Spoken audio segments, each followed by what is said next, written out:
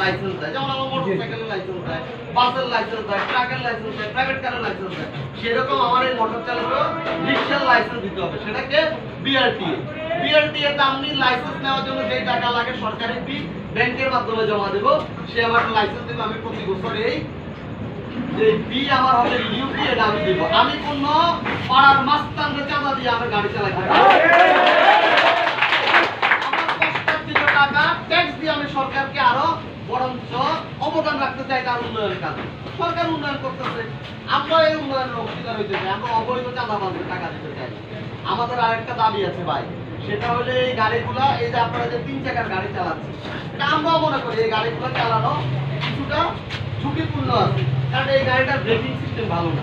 এই গাড়িটার যে টায়ার আছে, এই গাড়িটার টায়ার হলো চিকন, যার ফলে আপনি হঠাৎ করে ব্রেক করলে গাড়িটা উল্টে যাওয়ার একটা সম্ভাবনা আছে। এই জন্য আমরা বলছি কি, বুয়েট বাংলাদেশের সর্বোচ্চ প্রকৌশল বিশ্ববিদ্যালয় বুয়েট, সেই বুয়েটের একদল গবেষক, তারা হলো গবেষণা কইরা একটা মডেল বাংলাদেশের জন্য তারা প্রণয়ন করছেন। আমরা বলছি বুয়েট স্বীকৃত যে মডেল আছে, সেই মডেলকে আপনারা স্বীকৃতি দিয়া ওই মডেলের গাড়ি আপনারা বাজারজাত করেন, আমরা আমাদের টাকা দিয়ে কিনে নেব। আমরা প্রয়োজনে এই গাড়ির ইঞ্জিন খুলে ফেললে এটা আবার প্যাডেল গাড়ি হিসেবে আপনি চালাইতে পারবেন।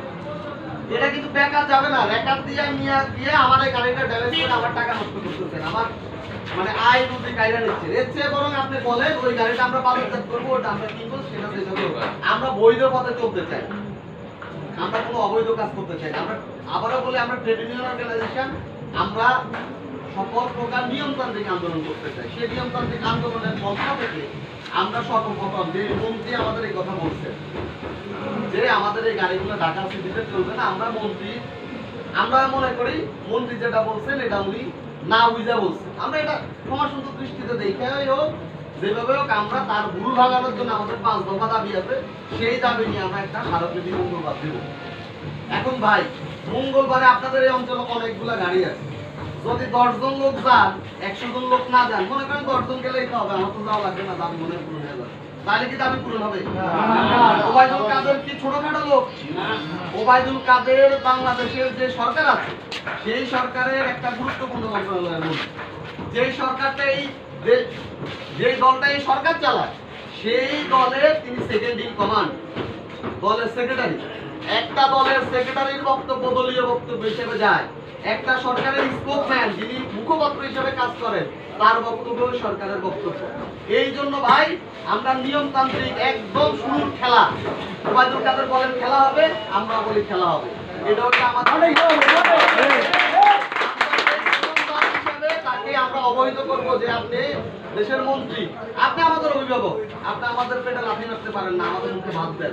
সেই ভাত দেওয়ার জন্য আমাদের এই দাবি দেওয়া আছে, সেটা কি, আমাদের যে ঘোষণা দিচ্ছেন অবিলম্বে সেই ঘোষণা প্রত্যাহার করে, আমাদের লাইসেন্স দেন, প্রয়োজনে আমাদের যে চালক আছে সেই চালকদেরও লাইসেন্সের ব্যবস্থা করেন। যতদিন পর্যন্ত এই লাইসেন্স আপনি না দিতে পারবেন, প্রজ্ঞাপন জারি করেন, জারি করে আপনি বলেন যতদিন পর্যন্ত আমার অক্ষমতার কারণে আমি লাইসেন্স দিতে পারছি না, ততদিন পর্যন্ত কোনো গাড়ি ধরা হবে না। কোনো চাঁদাবাজ আমার কাছ থেকে কার্ডের নামে টাকা নেবে না, ততদিন পর্যন্ত কোনো ট্রাফিকের সার্জেন্ট কিংবা ট্রাফিকের দায়িত্বপ্রাপ্ত অসৎ কর্মকর্তা হাত বাড়ায় দেবে না 10 টাকার জন্য। আমি সরকারকে ট্যাক্স দিয়ে আমার গাড়ি চালাই। এটা হলো আমাদের আন্দোলনের প্রথম ধাপ। এই প্রথম ধাপে আমরা মঙ্গলবার প্রেস ক্লাবে সমবেত হব, আমরা একটা সমাবেশ করব। সেই সমাবেশের পর নিয়মতান্ত্রিক ভাবে আমরা আমাদের স্মারকলিপিটা মন্ত্রীর হাতে তুলে দিতে চাই। আমরা চাই আমরা সবাই মিলে সচিবালয়ে দেব। যদি সেটা তারা না দেয়, আমরা সচিবালয়ে গেটে অবস্থান করবো, আমাদের নেতৃবৃন্দ দেয় মন্ত্রীকে আমাদের দাবি দেওয়া দিয়ে দেবে। তারপর কি হবে? তারপর হবে ভাই, বাংলা একটা কথা আছে, সোজা আঙ্গুলে ঘৃণা হইলে আঙ্গুল বাঁকা করতে হবে। সেই বাঁকা করার পথেও আমাদের থাকতে হবে। সেই বাঁকা করার পথে যদি আপনারা না থাকেন, পরের খেলায় আর জিততে পারবেন না। সেই জন্য আপনারা ধৈর্য নিবেন, আমাদের এই আন্দোলনের একটা সূচনা হইল। আবার মঙ্গলবার আমরা স্মারকলিপি দিলাম, মন্ত্রী একটা প্রেস রিলিজ দিয়ে বললো আপাতত আমরা আর গাড়ি ধরবো না। তাহলে কি আমরা ঘরে ফিরে যাবো? আমরা ভাই খেলায় নামছি, আমাদের ফাইনাল খেলা হইলো আমাদের এই গাড়ির বৈধতা আমরা নিয়ে আসবো, এই গাড়ির লাইসেন্স আমরা নিয়ে আসবো,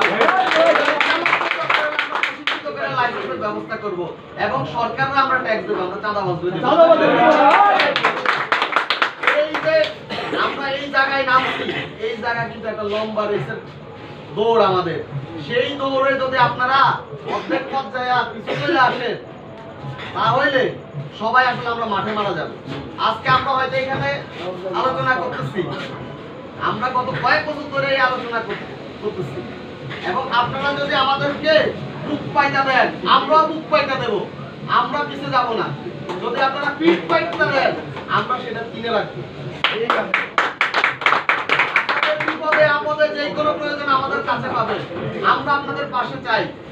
আমরা চাই এদেশের মানুষ তার নিজেরটা করে রাখা।